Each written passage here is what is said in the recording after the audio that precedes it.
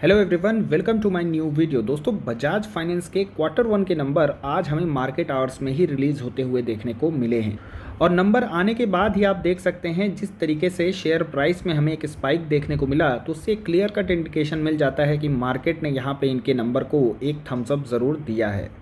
Company की अगर हम क्वार्टरली परफॉर्मेंस की बात करें तो कोर एईएम में यहाँ पर हमें 31% की ग्रोथ YoY बेसिस पर देखने को मिल रही है। तो वहीं operational expense to net interest income का अगर रेशियो देखा जाए तो वो पिछले साल सेम क्वार्टर में 30% के आसपास था, जो कि इस क्वार्टर में लगभग 36% के आसपास है। यानी कि कंपनी के खर्चे बढ़ गए हैं, डेफिनेटली उनके खर्चे बढ़े हैं, इस पर कोई बात नहीं है। लेकिन अगर यहाँ पे हम पैट की बात करें, पैट अगर आप देखेंगे तो यहाँ पे पैट जो है काफ़ी बेहतरीन ग्रो किए हैं, लगभग 159% से YoY बेसिस पर। पैट कंपनी का 2596 करोड़ रहा है।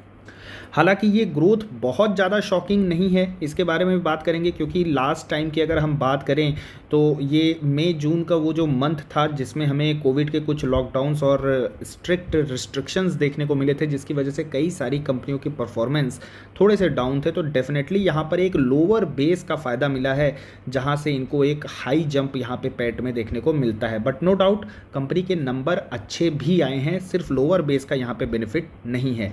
रिटर्न ऑन इक्विटी की बात किया जाए, पिछले साल का यहाँ पे आप देख सकते हैं 17.43% का था, ये बढ़ करके 23% हो चुका है और एसेट क्वालिटी काफ़ी अच्छी यहाँ पे इंप्रूव हुई है। नेट एनपीए कंपनी के पिछले साल सेम क्वार्टर में 1.46% थे, वो काफ़ी हद तक इंप्रूव होकर के 0.51% हो चुके हैं। वैसे यहाँ पे कंपेयर तो नहीं करना चाहिए, क्योंकि बजाज फाइनेंस एक एनबीएफसी सेगमेंट में कार्य करती है और बैंकिंग की अगर हम बात करें, एचडीएफसी बैंक और आईसीआईसीआई बैंक में आपको एनपीए कुछ इतने ही लोअर देखने को मिलते हैं। एचडीएफसी बैंक में लगभग 0.32% के आसपास है, तो वहीं आईसीआईसीआई बैंक में लगभग 0.46% के आसपास। बट दोनों ही सेगमेंट अलग अलग हैं। स्टिल नेट एनपीए की जब बात हो रही है तो वहाँ पर प्रोविजनिंग काफ़ी इंपॉर्टेंट हो जाता है, और यहाँ पे अगर हम बात करें बजाज फाइनेंस की तो उन्होंने अपनी प्रोविजनिंग को भी काफ़ी ज़्यादा कम किया है। तो नो डाउट एक बहुत अच्छा यहाँ पे थम्स अप है बजाज फाइनेंस के लिए, जिस तरीके से उन्होंने एनपीए को कम किया है।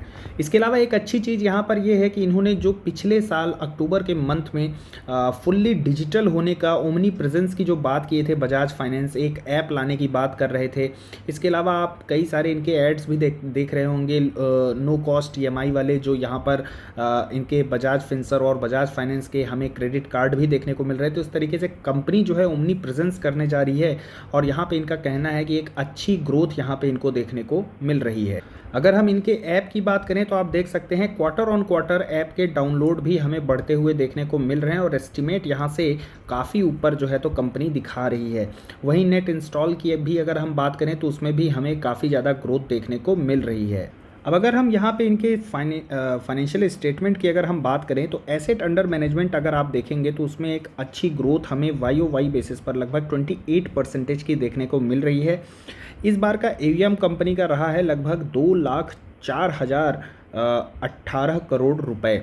तो यहाँ पर अगर हम इसके अलावा अगर हम बात करें इंटरेस्ट इनकम की, तो वो भी आप देख सकते हैं कि पिछले साल 5,954 करोड़ रुपए से बढ़ करके 7,920 करोड़ रुपए हो चुके हैं। कंपनी अगर इंटरेस्ट इनकम करती है तो इंटरेस्ट एक्सपेंसेस भी होंगे वहाँ पे कुछ, जो आप देख सकते हैं कि थोड़े से ही हमें यहाँ पे बढ़ते हुए देखने को मिले हैं इंटरेस्ट एक्सपेंस, जो कि 2,254 करोड़ पिछले साल थे, वहाँ से बढ़ करके 2,645 करोड़ रुपए इस बार रहे हैं। ओवरऑल अगर यहाँ पे देखा जाए तो नेट इंटरेस्ट इनकम यहाँ पे बजाज फाइनेंस की 4,489 करोड़ जो पिछले साल थे, वहाँ से बढ़ करके 6,638 करोड़ रुपए हो चुके हैं। और नेट प्रॉफिट अगर आप देखेंगे तो लगभग 159% की ग्रोथ है, 1,002 करोड़ रुपए से बढ़ करके 2,596 करोड़ रुपए नेट प्रॉफिट बजाज फाइनेंस का इस क्वार्टर में रहा है। अब बात करते हैं यहाँ पे स्टॉक प्राइस की, तो जब यहाँ पे स्टॉक लगभग 7,000 के आसपास भी ट्रेड कर रहा था, तब भी पिछले कुछ क्वार्टर में बजाज फाइनेंस ने बहुत ही शानदार नंबर दिए, लेकिन हमें ऐसा कुछ मूवमेंट इस स्टॉक में देखने को नहीं मिला। उसके बाद यहाँ पे आया वो करेक्शन का टाइम और आप देख सकते हैं कि स्टॉक प्राइस एक अच्छा खासा यहाँ पे करेक्ट होकर के लगभग 5200 का भी अपना एक लो बनाया हुआ था। फिलहाल यहाँ पे अगर प्राइसिंग की बात किया जाए तो अगर एसआईपी आप इसमें कर रहे हैं बजाज फाइनेंस में महीने में या एक तो वो आप यहाँ पे 1-2 महीने में जो भी कर रहे हैं वो आप यहाँ पे आप कंटिन्यू कर सकते हैं अपनी एसआईपी, उसमें कोई डाउट नहीं। वैल्यूएशन अभी भी अच्छे हैं और जिस तरीके के नंबर आए हैं तो डेफिनेटली यहाँ पे स्टॉक का पी और करेक्ट होता हुआ आपको देखने को मिलेगा और यहाँ पे एक अच्छे वैल्यूएशन पर आपकी एसआईपी कंटिन्यू होगी। बट जब आता है यहाँ पे थोड़ा सा लमसम बढ़ाने की या फिर एसआईपी को और ज़्यादा बढ़ाने की, तो मुझे लगता है स्टॉक प्राइस जब 6000 के नीचे था, इनफैक्ट 5500 के आसपास, तो वहाँ पे आप चाहते तो उस पर बल्क इन्वेस्टमेंट कर सकते हैं या फिर वेट कीजिए। स्टॉक अगर फिर से कभी इन लेवल्स पर आता है तो आप वहाँ पर इसमें एक और इन्वेस्टमेंट जो है तो अपना अमाउंट बढ़ा करके इस पर कर सकते हैं। कंपनी के अगर फ्यूचर ग्रोथ की बात किया जाए तो ये मल्टी बैगर था और मुझे लगता है कि जिस तरीके से इसका प्रेजेंस है बजाज फाइनेंस का भी रूरल एरिया में उतना ज़्यादा हमें प्रेजेंस देखने को नहीं मिल रहा है और कंपनी भी इस चीज़ को समझ रही है और यही रीज़न है कि वो ओमनी प्रेजेंस की स्ट्रेटजी को अपना रहे हैं, जिसके द्वारा वो ऐप के माध्यम से इंडिया के मतलब कोने कोने पर वो अपना जो है तो पकड़ बनाना चाह रही है। तो डेफिनेटली ग्रोथ के चांसेस अभी बहुत ज़्यादा हैं इस कंपनी के लिए और नो डाउट जिस तरीके से कंपनी ने परफॉर्म किया है, हो सकता है आने वाले समय में इसका परफॉर्मेंस इसी तरीके से बना रहेगा। अब बात कर लेते हैं यहाँ पे डिक्सन टेक्नोलॉजी की। आज इस कंपनी के भी नंबर रिलीज़ हो चुके हैं और यहाँ पर अगर हम की हाइलाइट्स देखें तो आप देख सकते हैं रेवेन्यू जो कि पिछले साल थे, ये वैल्यूज़ जो भी हैं ये लाख में दी हुई हैं, तो हम इनको अगर करोड़ में ट्रांसलेट करेंगे तो आप समझ लीजिए कि 2954 करोड़ रुपए का इनका रेवेन्यू था पिछले क्वार्टर की, ये बात है।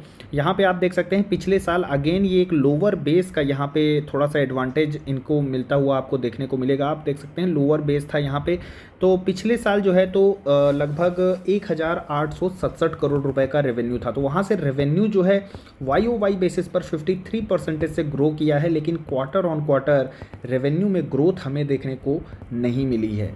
तो ये एक बहुत बड़ा डिसअपॉइंटमेंट है यहाँ पे डिक्सन टेक्नोलॉजी के साथ।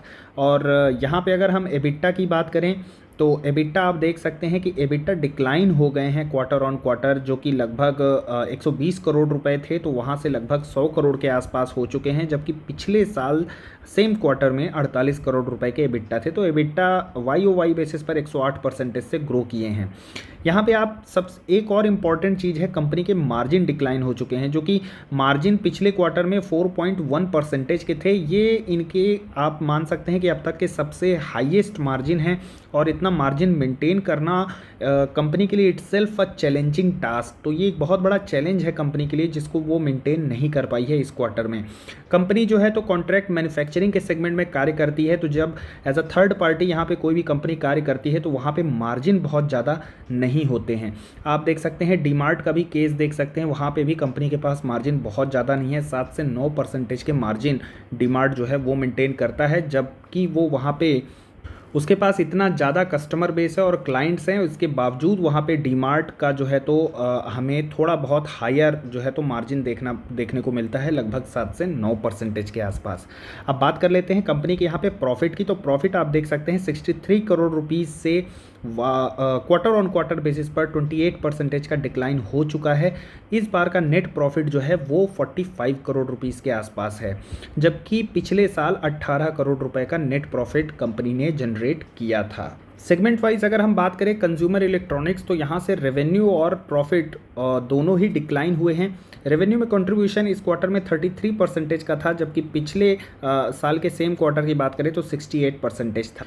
लाइटनिंग प्रोडक्ट्स की बात करें, यहाँ से कुछ खास रेवेन्यू में कंट्रीब्यूशन नहीं रहता है।